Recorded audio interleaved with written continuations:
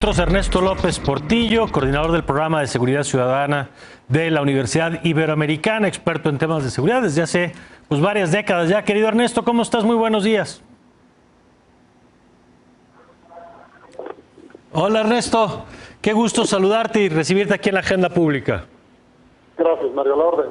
Oye, a ver, cuéntanos de este estudio que elaboraron desde la Ibero a propósito del papel de las Fuerzas Armadas en la vida pública del país, que ha sido un tema señalado pues desde los analistas, en donde cada vez juegan un papel más relevante en temas, ahora lo platicábamos de los puertos, pero antes también, obviamente, en la Guardia Nacional, pero también en el aeropuerto de Santa Lucía, en el tema del tren, que se dijo que iban a participar. Cuéntanos qué es lo que han encontrado ustedes en este sentido. Bueno, estamos enfrente de dos fenómenos vinculados. Uno del que habíamos hablado por mucho tiempo contigo y con la gente, que es el de la militarización de la seguridad. Desde Calderón para acá, con un crecimiento explosivo, la intervención militar en tareas de seguridad pública. Este fenómeno de militarización, en el llamado gobierno de la 4T, se ha multiplicado. Si Calderón tenía 50,000 efectivos de las Fuerzas Armadas haciendo tareas limitadas de seguridad pública, Andrés Manuel López Obrador tiene o tendrá, según sus propias proyecciones presentadas recientemente, 170,000. De 50,000 a 170,000. Es correcto. Wow. Sumando la Fuerza Armada Regular, la Guardia Nacional y lo que venga, porque el plan es un reclutamiento continuo de varias decenas de miles más en la Guardia Nacional, todo esto con un perfil militar.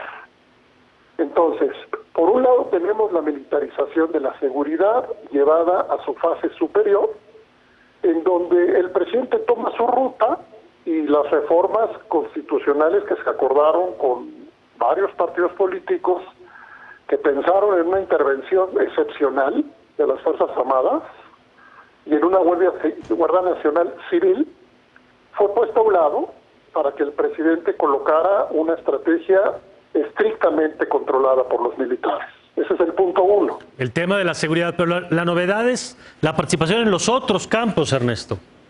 Es correcto, y ese concepto le llamamos militarismo. El militarismo, en palabras de nuestro investigador Samuel Storr, es a todo problema una solución militar. Lo que el presidente nos dice es que con las Fuerzas Armadas se reducirá el delito, se reducirán las violencias, se reducirán las violaciones a derechos humanos y a la vez se transferirán funciones tradicionalmente y constitucionalmente entregadas a las autoridades civiles. Publicamos este reporte, cualquiera puede encontrar en el portal seguridadviacivil.ibero.mx.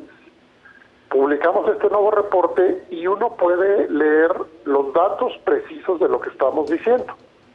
No son hipótesis de trabajo, son hipótesis demostradas con una enorme cantidad de datos que nos enseñan crecimiento en presupuesto, en equipo, en tecnología, en armamento, transferencia incontenible de recursos militares a la seguridad pública, pero por otro lado intervención en, cuando menos 3 ejemplos tenemos: el aeropuerto, que todo el mundo lo sabe, el Tren Maya, pero también algo tan importante y del que se ha hablado mucho menos, que tiene que ver con la distribución de fondos a través de programas sociales, distribución de dinero a través de las propias Fuerzas Armadas.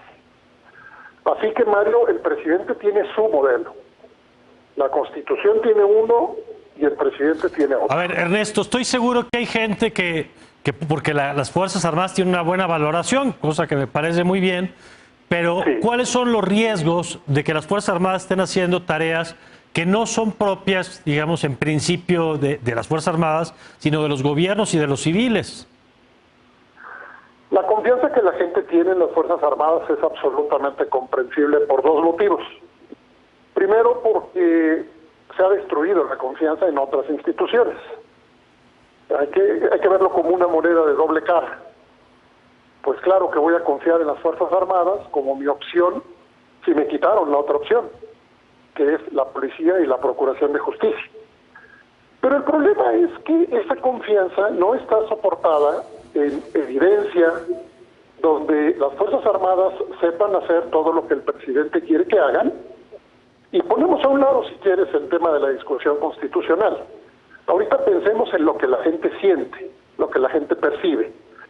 Bueno, no hay una historia que nos permita decir que ahí donde las Fuerzas Armadas han controlado las estrategias de seguridad, las violencias se han reducido. Tampoco hay una historia en donde podamos decir que ahí donde las Fuerzas Armadas se han encargado de intervenir en las investigaciones de la delincuencia organizada, esta ha sido desarticulada. Por el contrario, entre más intervienen las Fuerzas Armadas, deteniendo a liderazgos de organizaciones criminales, lo que tenemos es una fragmentación de estas organizaciones que llevó de tener algunas decenas de ellas a tener, según algunos cálculos, más de 460 organizaciones armadas en este momento distribuidas en el país. Entonces, Mario, tenemos que ver cómo platicamos, cómo conversamos con la gente para hacer de este tema un tema de deliberación que responda a la pregunta, no de qué institución queremos, sino qué modelo de seguridad nos va a dar la protección y la confianza que necesitamos. No es esta vía, la del presidente, y ya lo estamos desafortunadamente comprobando, no es esta vía de distribución militar masiva la que está reduciendo la violencia, cuando menos no la violencia homicida. Por cierto, le invitamos a la gente a leer el programa sectorial que acaba de publicar el gobierno federal, porque los objetivos que se impuso a sí mismo el gobierno federal son objetivos extraordinariamente moderados, por decirlo menos, lo cual nos hace pensar que no está claro cómo realmente el gobierno federal entiende que reducirá las violencias, Mario. Vaya, pues vamos a seguir atentos a las dos vertientes que nos acabas de poner, la de la seguridad pública, pero también la otra, la de las tareas de los civiles que ahora el presidente está encargando a las Fuerzas Armadas. Gracias, Ernesto. Insistir nada más que no se trata de desacreditar a las Fuerzas Armadas. No. Se trata de acreditar un modelo de seguridad que funcione, Mario. De acuerdo, gracias Ernesto. A la gente. Gracias. Por supuesto. Buenos días, buenas tardes. Gracias, y se trata de tener un gobierno funcional, no un gobierno disfuncional, en donde para cada problema se plantea a las Fuerzas Armadas como la solución, porque esa ruta no nos va a llevar a nada bueno, incluyendo para las propias Fuerzas Armadas que las llevan a campos que no son los suyos. Pero bueno, vámonos a una pausa, regresamos con Mauricio Merino y Marta Lamas aquí en la Agenda Pública.